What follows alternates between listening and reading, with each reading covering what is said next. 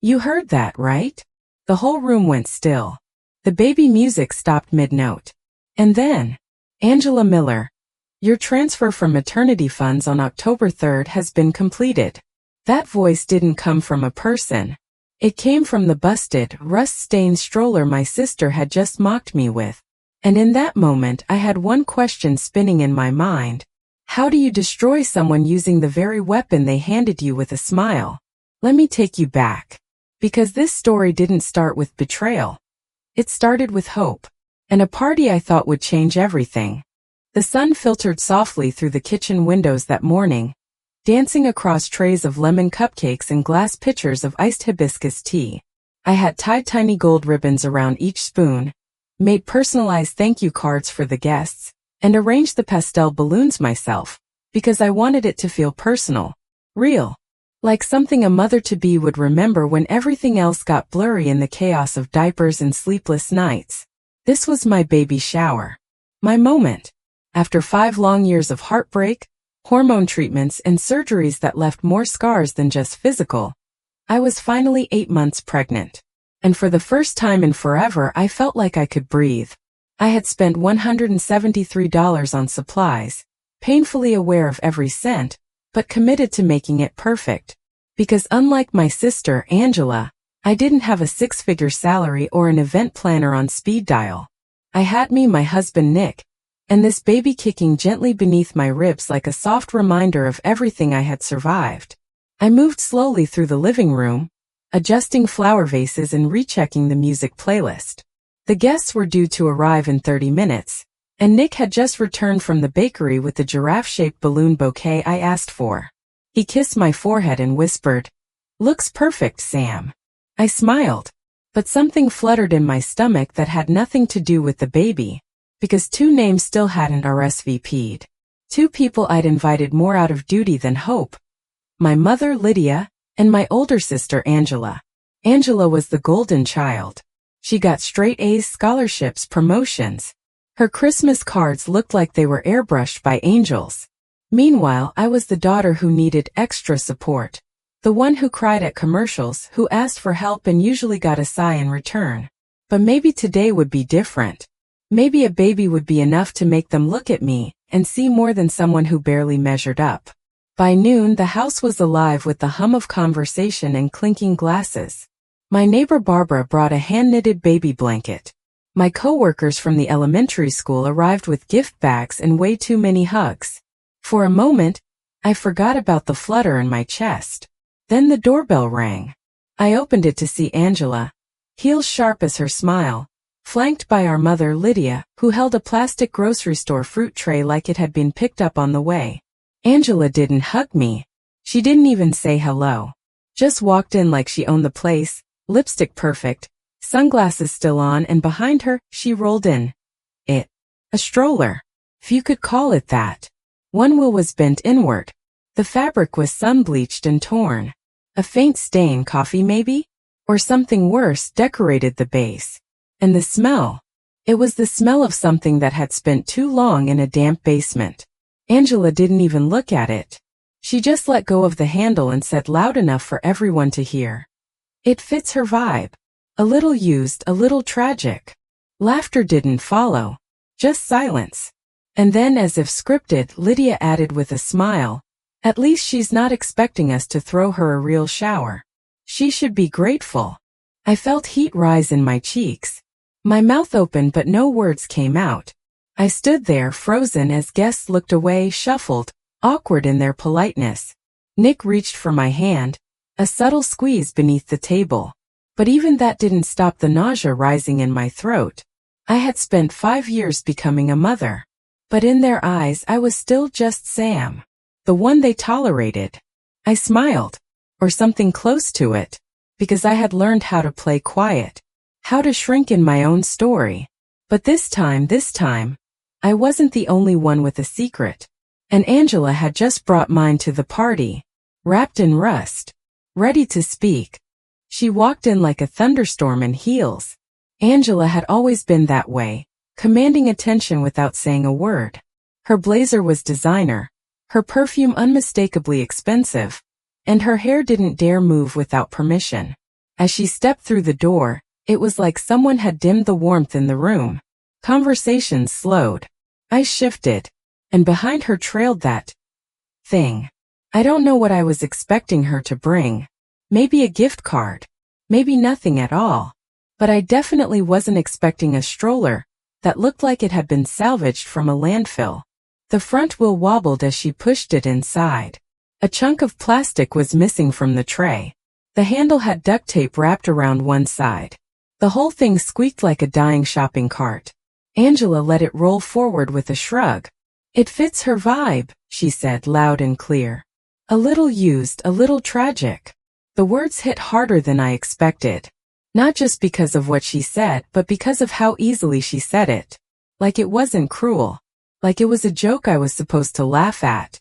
I didn't. And neither did anyone else. Behind her, my mother, Lydia, followed in without looking at me. She set the fruit tray on the counter and added without pause, "At least she's not expecting a Pottery Barn registry. She should be grateful she even has a shower." The room held its breath. I stood there, still and quiet, but inside my chest something cracked. Maybe it was hope. Maybe it was the last thread holding me together in front of them. I heard the clink of a fork dropping. Someone coughed by the snack table. The silence was unbearable, but no one stepped in. No one said, "That's enough." They just looked away, pretending they hadn't heard. Angela moved toward the table, grabbed a sparkling water, and started scrolling through her phone like she hadn't just gutted me in front of a dozen people. Her smirk, the one I knew from years of middle school sabotage and whispered insults, was firmly in place. I sat down slowly, smoothing my dress like that would make the tension disappear. Next to me, Nick didn't speak. He didn't move. But I felt it. His stillness wasn't indifference. It was calculation. I recognized that look in his eyes. It was the same one he wore when he mapped out a technical fix for a project that was falling apart. Quiet. Calm. Deadly focused. I reached for a cupcake, more for something to hold than to eat. My hands trembled slightly. I told myself it was just the sugar crash. But deep down I knew it wasn't. It was everything. The years of being the other daughter. The one who didn't shine. The one who brought home decent grades, not scholarships. The one who decorated her own baby shower because no one offered to help. I could hear my mother's voice from years ago echoing in my head. "Angela just tries harder. Maybe take some notes." I had tried. God, I had tried. But apparently, effort only counts when it's convenient. Angela glanced over at me from across the room, one perfectly arched eyebrow raised, like she was daring me to respond. I didn't, because I didn't have to. She thought she was humiliating me, but all she really did was press the first domino, and the fall was coming.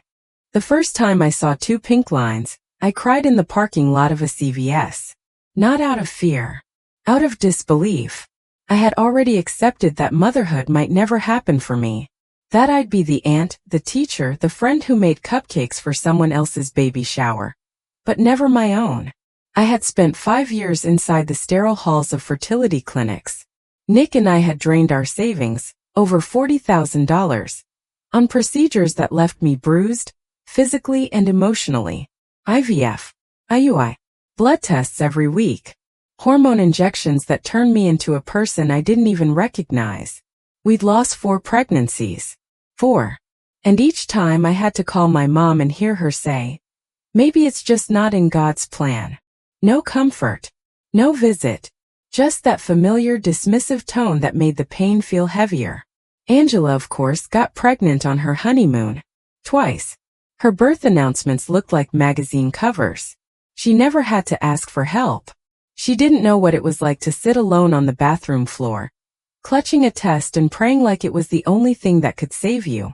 The 5th pregnancy, I didn't tell anyone at first. Not even Nick. I was too scared, too used to heartbreak. But when I hit 12 weeks, something shifted. I felt a flutter, not just in my belly but in my heart. Quiet hope. When I told Nick, he cried. When I told my mom, she hesitated, then asked, "Are you sure it's a good idea right now?" Right now. As if there had ever been a good time for pain. Still, I didn't let it ruin things. I planned every detail of this baby's arrival like it was the miracle it was. Because it was. I read every book. I painted the nursery myself, a soft sage green with hand-stenciled stars above the crib. I even sewed my own mobile from felt animals. Not to prove anything to Angela, not even to my mother, but to myself, to the version of me who once thought she wasn't strong enough to survive this journey. And I promised silently, fiercely, that if this baby made it to me, they would never feel what I had felt. They would never beg for affection, never shrink themselves to fit someone else's comfort. They would know love the way it's supposed to feel, safe, constant, undeniable. I remember one night, not long after my second trimester began, Nick and I sat on the back porch. The stars were just starting to peek through the dark, and the air was cool against my skin. He was quiet for a long time before he said, "If they treat you like that at the shower, do I do something? Or do I let you lead?" I looked at him. "You let me lead," I said. "But if I stumble, you'll never fall alone," he finished. And I knew he meant it. We didn't talk strategy after that. We didn't need to. Because love doesn't always roar. Sometimes it builds in silence. Sometimes it waits. And sometimes it takes the shape of a rusted stroller. With a secret. And a voice. Ready to change everything. Nick stood up so slowly it was almost easy to miss. He didn't say anything. He didn't sigh or make a scene. He just placed his napkin on the table, walked across the room, and crouched beside the stroller like it was something precious. Like it hadn't just been used to humiliate his wife. Angela rolled her eyes and sipped her sparkling water.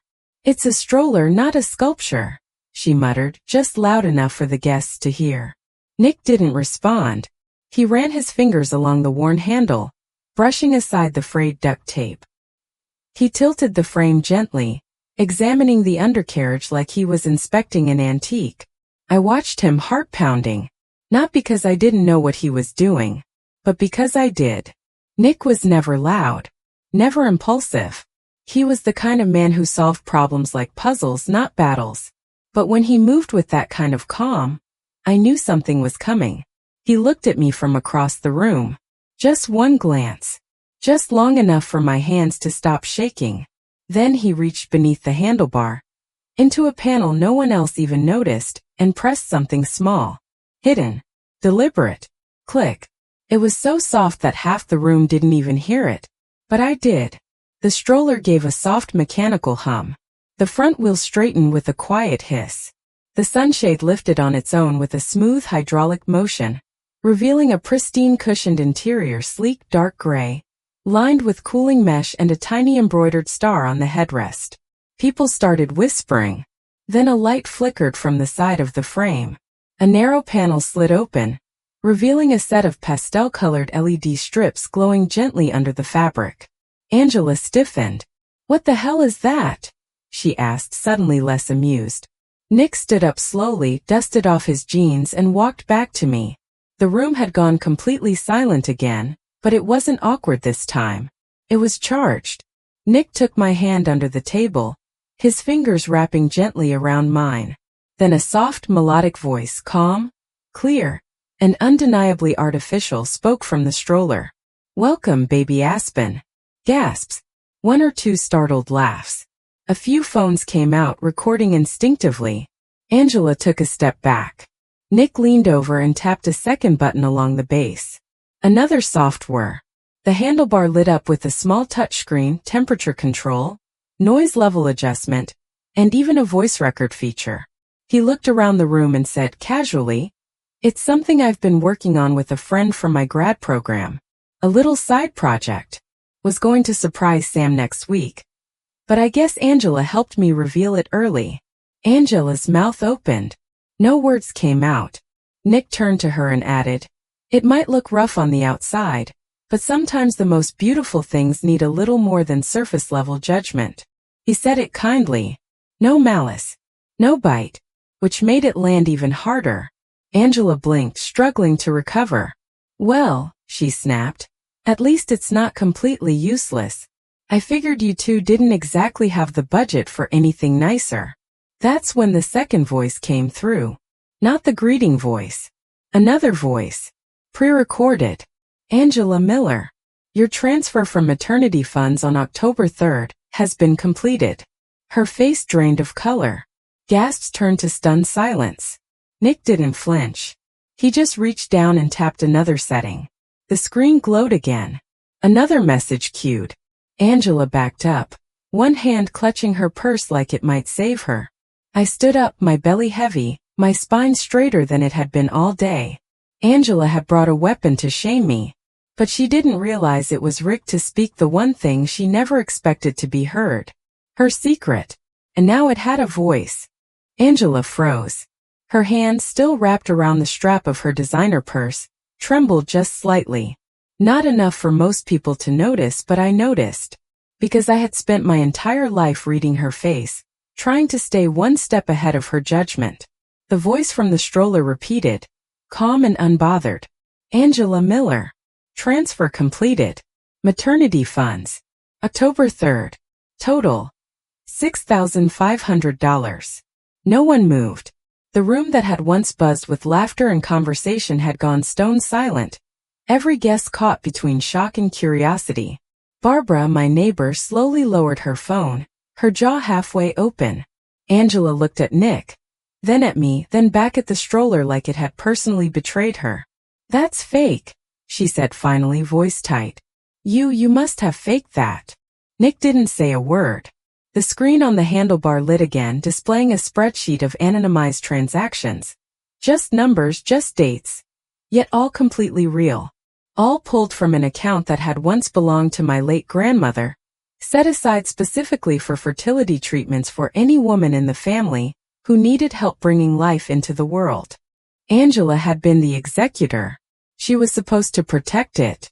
Instead, she had drained it without telling anyone, months ago, while I was between rounds of IVF, thinking the account had been closed, thinking no one would ever know.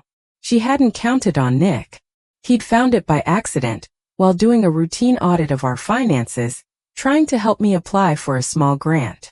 The missing funds didn't add up, and Nick, being Nick, quietly traced the digital footprint all the way back to a suspicious withdrawal, linked to Angela's personal checking account. When he showed me the proof, I hadn't believed it at first. Not her. Not even she would sink that low. But the dates were clear. The name on the transfer? Hers. She took money meant to help me become a mother and spent it on what? A trip to Italy. A new kitchen remodel. A designer watch? Turn it off, Angela snapped, stepping forward. This is completely inappropriate. I raised my hand.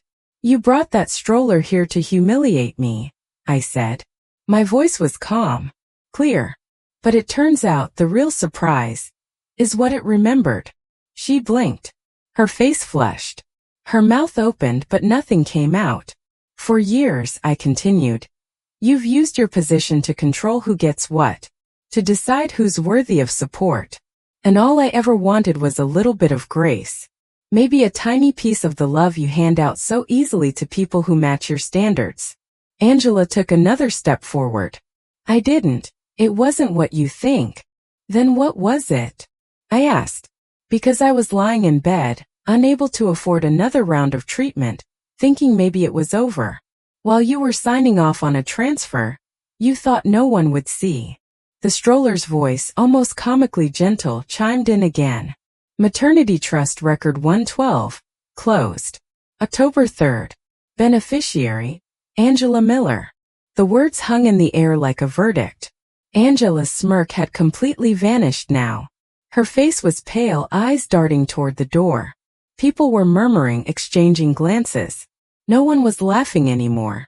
She turned to my mother, looking for backup. But Lydia didn't move. She looked like someone who had just realized her favorite child might not be the person she thought she was. Angela's voice cracked. You had no right. I stood up straighter. You had no right, I echoed. To take what wasn't yours. To mock me. To make a show out of this. Nick stepped beside me, his hand gently resting on the small of my back. Angela didn't argue again. She just turned, heels clicking against hardwood, and walked toward the front door. But before she left, I called after her. Thank you for the gift, Angela. Really? She paused. It suits my life perfectly. Stronger than it looks. Full of surprises. She didn't turn around. She didn't have to. Her silence said everything. Angela didn't slam the door. She didn't yell, didn't defend herself, didn't offer some half-hearted apology wrapped in pride. She just left. Heels clicking like a retreating drumbeat down the hallway, out the front door, and into the silence she'd helped create. My mother stood still by the kitchen island, holding the same untouched glass of lemonade from an hour earlier. Her lips parted as if she wanted to say something, but nothing came. And I didn't prompt her. Because this time I didn't feel the need to explain myself. Or comfort her discomfort. I had spent too many years trying to smooth things over, to keep peace at the expense of my own voice. But not anymore. I walked back to the stroller, our stroller, and gently ran my hand over the smooth interior. The voice inside had gone quiet now. It had said what needed to be said. Nick joined me. His arm slipped around my shoulders, warm and grounding. You okay? He asked, soft and simple. I nodded. Not just okay. Changed. For the first time that day, I looked around the room and didn't feel like I was shrinking into the corners. I wasn't someone's second choice or afterthought. I wasn't the quiet sister or the grateful daughter. I was a woman who had walked through fire to build a life of her own. I turned toward the remaining guests, some still stunned, others beginning to move again, slowly refilling plates, quietly talking. Barbara walked over and handed me a tissue with a wink. Someone turned the music back on, lower this time. The air felt different now. Lighter. As if something had been cleared or lifted. Hours later, after the last cupcake had been packed into Tupperware and the balloons started to droop, Nick and I sat on the back porch. The same place where months ago, I'd made a silent promise under the stars. Aspen moved gently inside me, a reassuring little kick. A reminder of what this was all for. Nick handed me a folded envelope. What's this? I asked. Something I've been working on behind the scenes, he said. It's official now. Inside was a certificate, the beginning of a trust fund in our baby's name. Aspen's Legacy Fund. Funded not with stolen money, but with integrity, with intention, with love. It's small now, Nick said, but we'll add to it. And one day, maybe it'll help someone else get through something hard. Maybe that's how we rewrite the story. I looked at him, heart full. Then back at the house where everything had just shifted. And I made myself one more promise. My child will never have to earn love in a house where silence means safety. They will never be taught to shrink in order to fit. They'll grow up knowing they belong. Fully, deeply, without condition. And to anyone watching who has ever felt like the background character in your own family, you don't have to wait for permission to be seen. Sometimes the legacy you leave begins the moment you draw a line. Thank you for watching my story. If it spoke to you, if you've ever felt small or silenced, or like your strength had to hide behind a smile, then you're not alone. And I hope you'll stick around. There are more stories coming. More truth. More heart. So don't forget to subscribe. And if you know someone who needs to hear this, share it with them. Maybe today is the day their voice finds the light too. Until next time, be kind to yourself. And remember, some strollers are smarter than they look.